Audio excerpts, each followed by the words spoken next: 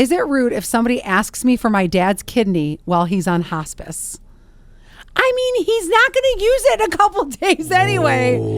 The Scott and Alley Not For Air podcast. The rules are gone. The shirt is untucked. Here's Scott and Alley. This should be a very good Scott and Alley Not For Air podcast. Well, let me just start that again because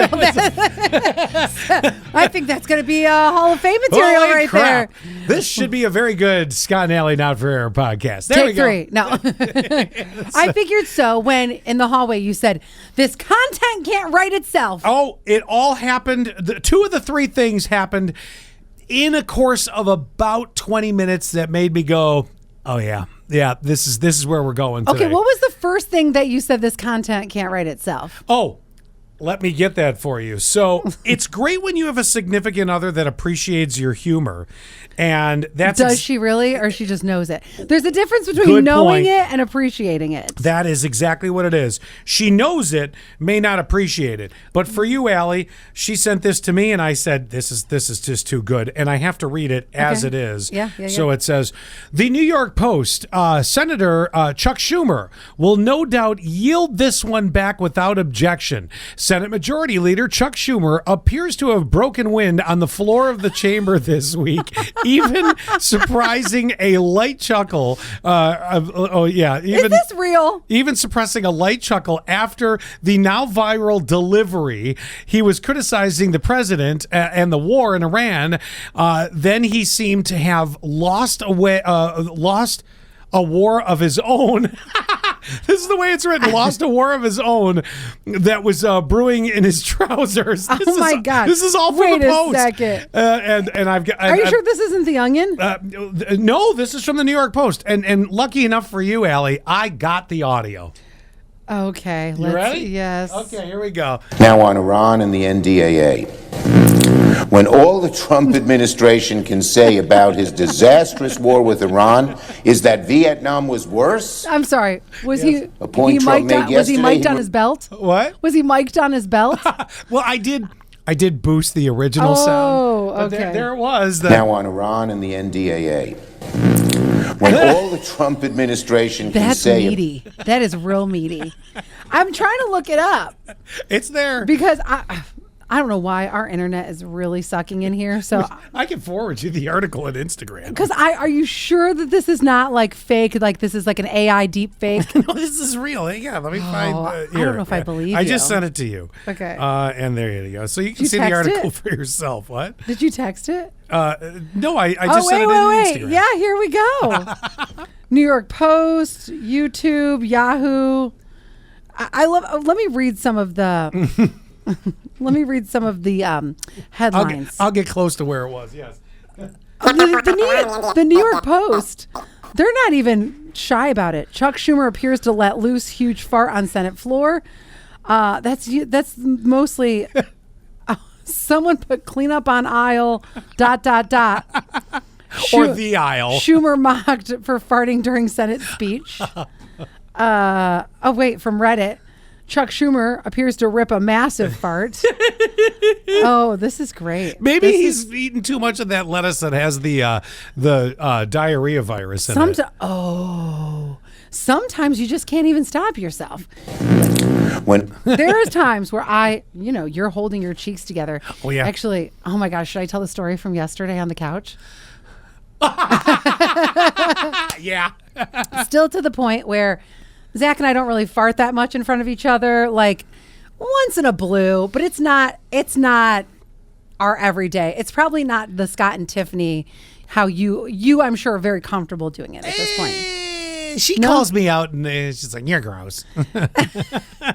Well, I fell asleep the night before. I had very little sleep, so I think I just actually get all my farts out here with you now that I think about it. I think I do too, except for this time. So the night before, I didn't have really good sleep. My dog had woken me up like a bunch of times. We were watching TV on the couch. So he's, you're kind of like laying together. So I'm laying on top of him, if you will, or like, kind of spooning or whatever. Well, all of a sudden I wake up, I jolt up and he's like, "You okay?" I'm like, yeah. I don't know what happened. Well, I know what happened. I didn't realize it at first, But then I realized, oh my gosh, I smelled it. I farted. And the act of farting, I'm not sure if it was the act of farting that woke me up. By the way, I've never told him this story. So he's going to hear this for the first time on the podcast. Well, not really, because he lived it. Well, yes, but here's what happened. So I woke up and I acted like I was still like groggy and sleeping, so I didn't acknowledge it. But I don't know if it was the act of farting that woke me up or the tremendous stench that woke me up. But either way, neither of us acknowledged it, and I just acted like I went right back to sleep when I didn't. I was like, oh my God, that stinks. And I think I'm pretty sure he smelled it and didn't say a dang thing. And he was just like, because you know when you just, all of a sudden it'll hit you and your body will go, whoa. You know, your body kind of jerks. What happened I think I kind of felt a little jerk, but I was not acknowledging it. I'm like, it usually happens to a guy mid-sleep that they end up waking, yes. waking themselves up. Like you hear the classic stories. Oh, there's dad snoring away, rips one, and he's like, huh? Where are you? Huh? There's a burglar. Clean up on aisle 5. All right. So as silly as that was, because that made That my was day. great. I'm glad she sent me that. She knows me very well. Yes. You're right. Whether she shares it or not, she knows me. Okay. Now the next question is, and I know I've kind of danced around this before with you, but what is it with you? You are not a lazy person, okay? In any way, shape, or form. But I can't figure this one out. So Where did my laziness come out at? well, so I want to be very, very open and honest. I had a plate in the sink from yesterday because I had to leave the radio station very quickly after the show, and I did not do my dish yesterday. Now, usually Allie and I will do Each other's dishes. We do. I mean, Yeah. it's just a gesture of, well, you and I are the ones that make the most mess. We'll clean it up. Yeah. But this one reared its head again. I had yesterday's the dish. plastic fork. What? How? It's 8 feet to the garbage can. And I'm in there and I'm washing my 2 plates, yesterday and today, and my metal spoon and fork. What? How does that thing just land there and you're not like, foop, right over to the garbage can? Where did that habit come from? It's so simple because, well, I also left my bowl in the sink yesterday, and I normally don't either. And I don't know why I did. Isn't that weird? I got caught up doing other things. It is what it is. So this morning when I got in, I was working on a bit that I knew we were going to do. So Yes. I had a lot of work prior to the show. So I usually like to eat before the show. And I didn't get a chance to eat because I was working on those intros. Go back to the Scott and Allie on Demand. Best Intros is the segment. And I was recording all the intros. So I'm eating like top of the show. And I run in and I go, oh my gosh, I forgot to wash my bowl. So that's what happened this time was I quickly was washing my bowl and just like left the spoon in there. Okay, that would explain this time, but this I just don't get how a metal fork, spoon, knife. Yep, that makes total sense to me. Why it'd be there? You're not going to throw that out. Mm-hmm. I just struggle with it. That's it's not even a pet peeve. I'm trying to understand how that doesn't just because literally in our kitchen at the radio station, the garbage can's not even 8 feet away. Well, and I throw a Keurig in there every single day, and I get it every single day. I kind of pride myself. Yes, I respect that. On Yes. being able to shoot and score every single day, and I've been doing this for years now. But I do have a couple things. The walls have coffee stains to prove the backboard of it. There are other things that I do that are very annoying. Like I always leave time on the microwave. I have some weird nuances. I've actually gotten to that too. I don't know how I've accepted to that. I think it's just like at this point, you're just like, okay, whatever. There's also a door in the kitchen I leave open, and Melissa hates that I leave it open. Oh, I leave it open too. But I have these same things though at my house. Would you leave a plastic fork in your kitchen sink? No. That's a great point because Zach and I have talked about how I have like some rules. And I'm like, well, I just have a few. He goes, a few? A few in each room. Let me tell you a rule that's going to come along. No napping and farting. Yeah. So like, for instance, when it comes to the kitchen, no, let's go to the bathroom. The bathroom's the best one. No toothpaste in the sink. And if you splatter shatter, you wipe it up. I don't care what you wipe it up with. I don't care if you use the Clorox thing. Deal with it. That's the bathroom. When it comes to my laundry rooms in my bedroom, throw it directly into the washer or in the hamper. Don't leave it on the floor. Like, I have rules. I just have I have way too many. I get it. I'm very particular. But I think here I let it slide a little bit. It's kind of like when I'm at Mark and Gail's house. Oh, if somebody else will get it for you. Well, but you're not doing it to be mean or spiteful. You're just like, I know that somebody will get it. I know I would never leave clothes on the floor at my own house. Yeah. I get to my mom and dad's house, clothes on the floor. You regress to your teen Oh, years. so much. Oh my so God. much. Maybe that's it. So here, I think I let it slip a little bit because I am a little too particular at home. I'm not annoyingly particular. Did you say let it slip? Now on Iran and the NDAA. When all the Trump administration can say about his disastrous war with Iran is that Vietnam was worse? You better check your underwear. That may be worse than Vietnam. Wow. But I love that joke. Why was that joke so good? You're welcome. Wow. Let me tell you what's not a POW. That fart. So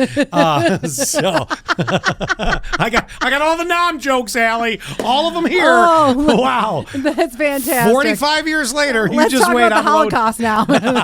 Okay, yeah, right. All right, now the next one. Yeah. I'm going to take you to a serious note because I know you have something fun to wrap this up with. I mean, it's kind of fun. It's Hey, this might not suck, is what she just said. This segment is called "Is It Rude?" Okay, so I feel like we just danced through it. By the way, I want to be clear. I'm not in any way upset at you about the plastic spoon in the sink. It's it's the question of how does that like one... why? But it's also the same when I hate when somebody leaves a cupboard open or leaves a light on. Why? Well, it's got to drive you nuts in our kitchen here because there's one cupboard stuck open all the time. Oh, I noticed. But I mean, what am I going to do about it? It's not my house. So I don't worry about it too much. Yeah, you can only do what you can do. Yeah. Okay, so let me tell you, I lead an exhilarating life, right? So, oh yeah. The other night I'm watching a movie by myself. Now, mind you, the kids are out of town. Well, they were out of town. So I think if they were in town, you would still watch a movie by yourself because you talk about like eating dinner in your bedroom by yourself. Sometimes it's the quiet. It's the quiet moments. Look, don't judge me when you are running nonstop between your work life and then your home life, and you're like, look, I'm gonna eat this hot dog by myself. Yeah. Well, also, I love a solo thing. Now I'm in a relationship where we are with each other a lot, and I love it. But you're right. Sometimes doing something solo is like, God, you just are in your own thoughts, which sometimes can be terrifying. Don't get me wrong. But it feels so good sometimes to do a solo thing. So you are welcome to make fun of me at any point. But as I went through the free movies that were on Fandango, the app. Oh, I do that. I came across the story of the USS Indianapolis from World War II starring Nicolas Cage. Now, this is not a Saving Private Ryan level production. It was well produced. The effects were good and stuff like that. But you know how certain movies have just that next level. This was just something for me to watch, and I'm like, I know the story. So let me very quickly explain the story to you. Go ahead. So back in World War II, the USS Indianapolis. If I was to say my favorite war, I know that sounds really weird, but you know how you gravitate towards something in history? It's an era. That's mine. Whereas I can't stand the Civil War. Like it's an era that I'm like, man, everybody was boring. Just dirty. Jesus. Moving on. I mean, the purpose behind it, not boring, but anyway, I don't know, maybe because we have footage of World War II that we're able to like mentally put it. Oh, anyway, story of the USS Indianapolis. So towards the end of the war, the Indianapolis, on a secret mission from the president, was transporting the nuclear materials for the bomb that was going to drop on Japan. I think the first bomb. Okay. So I could be wrong. In Hiroshima. Yeah, I mean, you guys can fact check that. Either way. So I didn't know that. They were secret missions. So they made it. They made the delivery, and there it is. Now things are ready to go for the beginning of the end of the Second World War with the bomb being dropped over Japan, right? So now the Indianapolis had to come back to another port. Well, on its way, it got sank by a Japanese submarine, and this is the Not Nicolas Cage. No, he survived until the very end of the movie. Oh, well, are you serious? The movie ended. I don't, I mean, Why everybody's did you alive. Just tell me that? Everybody's alive till the end of the movie. No. Then the movie's over with. The credits roll. You're like, okay. So anyway, so the story behind it is, and this is all true, the surviving crew members from the sinking all were in incredibly shark-infested waters and literally being eaten alive. So oh my God. This story, that's the premise. That's the loose big story. There were survivors that were rescued, but a huge amount of people either went down with the ship or were eaten by sharks. You know, for the lengthy period of time they were stuck at sea. Because remember, secret mission, nobody knew they were out there till rescue planes just happened to fly that area, and then they spotted them. They're like, what is going on? And then things came out. Okay. So towards the end of the movie, there was a storyline earlier in the movie of these two guys that were really, really, really good friends. Okay. And one of the storylines is the one friend had an attraction. Both of the guys had an attraction to this one blonde woman in the movie. Okay. But you know how one always wins out, even with friends. One always wins out. So this one guy wins out. You know, where's bro code back in World War II? The other guy, sad, but it's his best friend, so he's living with it, right? Okay. Well, what happens with the guy that lost out before they went on this mission? Well, his best friend that got the girl died because of the sharks and all that, right? Went down and all that. Oh, my God. So now we're to the point in the movie where the guy that originally lost out came and saw the girl. Well, you just wait till the line I'm about to drop on you comes, because this is where we're going. I'm ready. So the guy that lost out on the girl, he wasn't out there enough to get the attention. Like, the other guy really stepped in and did his thing, and the other guy respectfully was like, okay, this is going to happen. I'll be sad, but happy for them. So anyway, he now goes and visits the blonde girl that he lost out on. Best friend was supposed to marry her, right? Yeah. And he goes, now follow me with this. He goes, I'm going to move to Washington, D.C. to study law. And, I more or less, I want you to come with me. And she goes, but I'm pregnant with twins. And he goes, I know they're Michael's twins, but they're going to need a father too. Oh. And he literally gets down on one knee and he says, will you marry me? Now, you don't have to love me back and all, but these kids are going to need a dad, and I'd like to be there for them and for, I think his name was Mike, and all this stuff. But the key line is, will you marry me, but you don't have to love me back? Oh, yeah, because he loved her. Yeah. He loved her, and he goes, I am finished not being assertive and stepping forward and making, he goes, I'm changing myself based on having watched what you and Mike had, and he goes, I'm going to change myself now. I survived one of the worst things in naval history. You know, my friends, my shipmates being eaten by sharks. I survived. I'm coming out of my shell, if you will. So he literally looks at her. He knows she already chose the other guy who died. Yeah. Wait, did she actually know that he was originally interested? I don't know if she originally knew or, from back in that. I mean, I don't know. As a girl, you tell me, if you have two guys that are really good friends and they both seem to have a twinkle, do you see one that has the bigger twinkle, or do you not notice if the other one has a little bit of an interest, or maybe the same interest but doesn't know how to express it? I think I might notice a twinkle, but you're right. There is something that stands out. Like, obviously, I'm connected to... It's the assertive one that will make it happen. Usually, and not always, but usually, like, am I connected to that twinkle? Excuse me 1 minute. I need to know, did Chuck Schumer just walk in this room? Because now on Iran and the NDAA. Wait, I've got... What did you just do on that side of the room, Allie? Nothing. Okay. So Chuck Schumer just stopped by. Chuck Schumer just stopped. Okay. Wait, so I've got something else to tell you, though. Dead ass serious question. I've got something and she flies that one at me. I got something else to tell you, though. So I kind of don't want to know the answer, but I feel like I need to know the answer.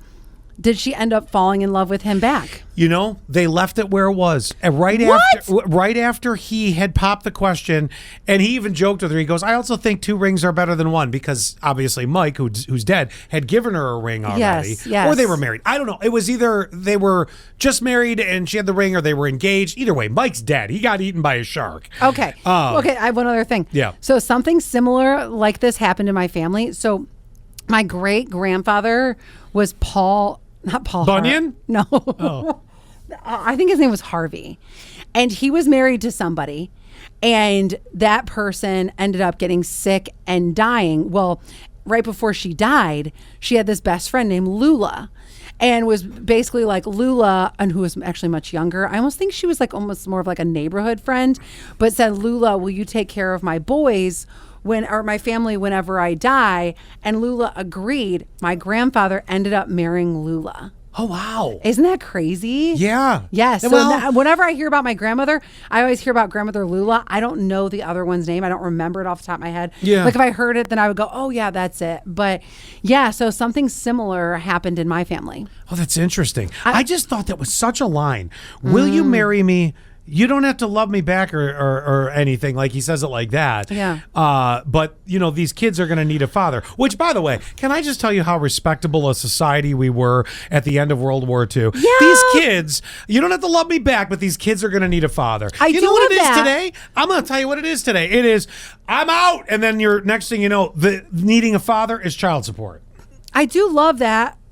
But at the same time, I wouldn't want to marry someone if there wasn't an equal amount of love. Or do you think in a situation like this, it could grow? I don't know that she noticed him having the interest in her in the beginning of the movie, because there is a scene in the beginning of the movie where Mike and this blonde girl, I assume his name's Mike. I'm just going with Mike. Mike and this blonde girl are sharing a very romantic, passionate dance in like a dance hall. And then his buddy, who at the end of the movie asked her to marry him without any love needed, he, in the beginning scene, when he realized Mike was really in for the kill on this one, before the shark went in for the kill on Mike, he backed out of the room and he kind of walked away, almost as though saying, my best buddy is getting her, even though I'm attracted to her, he's getting her. So he had already taken... I wonder how often this happens, because I mean, it doesn't really happen for me. It never happens as far as if my girlfriend says I'm interested in somebody. Like this actually happened in high school. So I had two girlfriends. They kind of thought the same guy was cute. So I'm going to pretend it was me and my friend Jessica. And if Jessica was like, oh, I think Corey's cute, then I automatically, feelings are shut off. No, it's not happening. But I think for guys, it happens more so where two men are interested in the same female. Yeah, I think that could happen. I think it happens for both sexes. I think you were right. High school might be more of the case you see where two girls are interested in thinking one guy's cute. Then you start growing and you start figuring out your taste. Whereas for guys, I think that is something that happens, if not at the same time, a little bit. It carries on a little bit longer where that can happen. But I will agree that it's both sexes, I believe. Could I fall in love with him? Maybe, but I don't know if I would want to marry somebody on a maybe. But now you're pregnant with twins. I know. And now I have to rely on you, which is also something I'm not used to, relying on this person. Everything's so different now. It's so different. It's so different now because, I would be getting a lot of money from Mike's death and hopefully would be able to financially support long enough until I can meet somebody that I loved. Or, because obviously in that time, women were relying on men financially. Right now, sure, or family wealth if that was there. Right, and I'm not saying it doesn't happen now.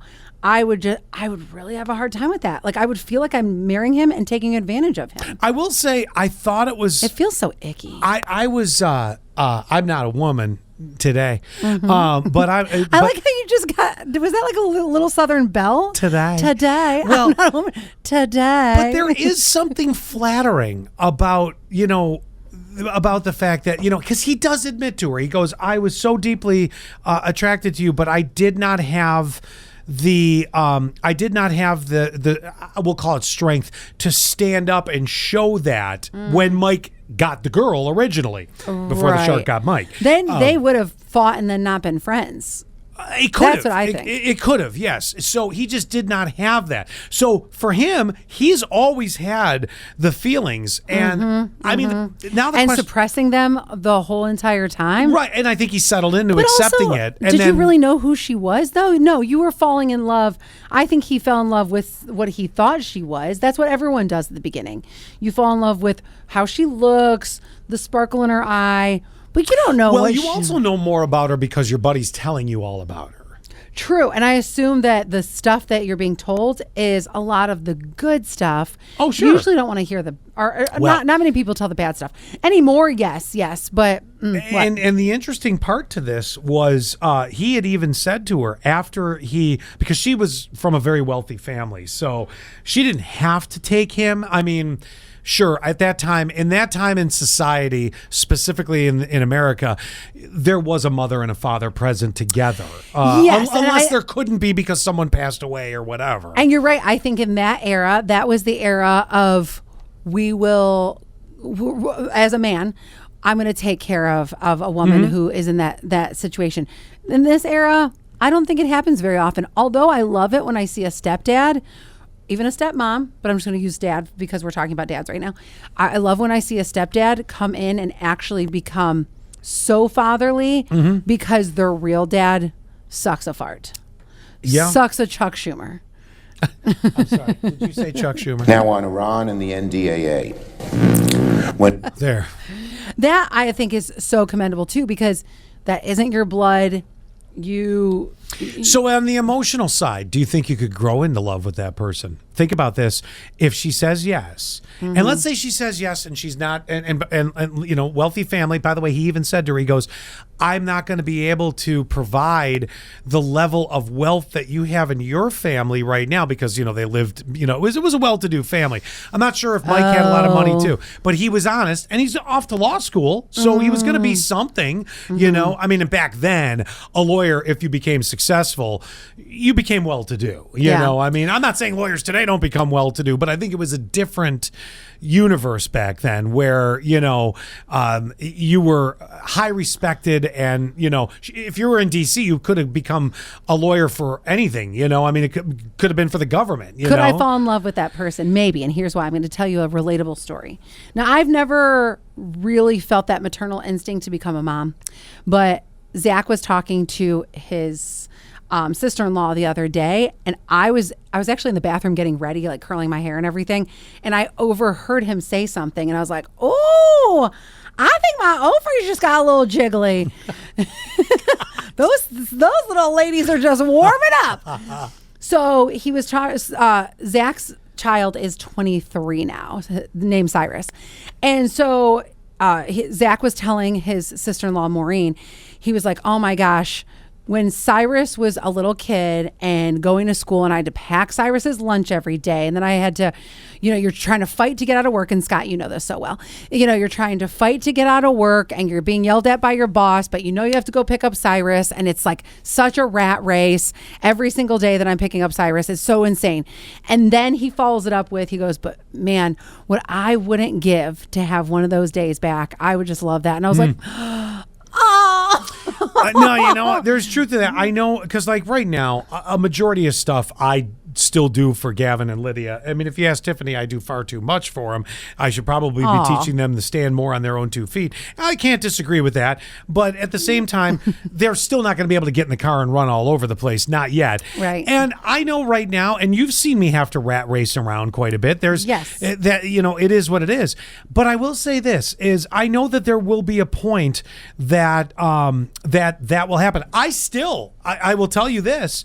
I still remember brushing Megan, my oldest daughter, 25 now, brushing her hair. I'd sit her on the island. This is when I lived in Michigan. Aww. And she was a little thing, and I'd be brushing her hair. Now, I'm not saying at 25 I want to go up and brush her hair. That becomes real weird real quick. No, but I still have those memories. Like, I'd jump back for a minute and do it, Yeah, absolutely. And that's what I'm saying as far as maybe I would fall in love based on the actions that someone is willing to step in and be the family man that I need. And then at some point it becomes blurred and you don't even remember those are the reasons you fell in love. You just knew you loved the person. See? It could happen. It could. More so probably in that era. Yes, but I'm not going to lie to you. Exactly. It was powerful. It was a powerful scene. I'm like, okay, you're stepping. Not only are you stepping up as a man, but you are stepping in where your friend obviously he can't. There's just right because he died, and you want to make sure that his family's taken care of. What a great not friend. Creepy in that era. 2026. You'd have to wait a little longer. Yes, I do know somebody who their mom had died, and somebody, and actually her sister, stepped in and took care. And I was like, oh, that's interesting. Mm-hmm. And then married his dad. So then she became auntie mom. Why not? Mommy auntie. All right, you got this thing here. You want to go, is it rude? Okay. Is it rude? Wait, I got to make sure I pull it. Is it rude if somebody asks me for my dad's kidney while he's on hospice? I mean, he's not going to use it in a couple days anyway, right? But for you're grieving, daddy's about to die, and I need your kidney. How long's he been on hospice? Is it? Let's say a month. He's been on okay. It's not rude at that point because that likely daddy's going to go before you do from needing the kidney. If it he's on hospice, yeah, he's got one foot literally in heaven. But if it turned out they just went on hospice yesterday, that's where you got to let it. But come on, he's still on his way out. Yeah, I know, but you've got to let me be able to get ready for his exit. That also means. Did you catch that phrasing? Yes, for his exit? But that also means that means that daddy might have to go a little earlier because he has to go into surgery so I can have that kidney. And no, you can't do that. You have to wait. I have to wait till daddy speaks to the Lord. I mean, the only other face thing to face. You can pull the plug. Well, I really speed things along. I really didn't even think of the ins and outs of this question. I just thought, yeah, he's going. I know, but okay. But I, you know what? I say again. I say yes. I say yes because not only is it that daddy's going to heaven, but also think of the last act that he does is so beautiful. Giving up a kidney. Everything you're saying is right. Just hear this part. Okay. Day 1 of hospice, rude. Day 28 of hospice, not rude. Day 1, are you thinking that he might pull out? No, you're just getting the news. I've got to give you the chance to settle into the fact you just put them on hospice, even though you probably knew it was coming. How about day 9? Day 28, not rude. Day 1, pretty awkward. All right, I was thinking I'm still good with. Not 1 week, a little bit more. 1 week, because then you can go. Day 28, not rude. Day 1, rude. Next question. That's my question. That was it? That was it. That was, is it rude? Yes. Yes. That was it. I mean, that was your answer. I wouldn't say it was a good answer. Oh, no, that was the right answer. No, it's not. Whether you liked it or not. So let me ask you, is it rude or not? Okay. Watching a movie with your boyfriend falling asleep and cutting a Chuck Schumer next to him and waking up. Do you? Not rude. I didn't know. Do you say, excuse me, or let it slide? Let it slide. Like I have been the entire podcast. All right, one more time. Now on Iran and the NDAA. That's so us. I think we should go. Well, that was fun. Wasn't that fun? That was fun. Do us a favor, will you? Subscribe. Share the Scott and Alley Not for Air podcast. Touch our buttons. We know you want to.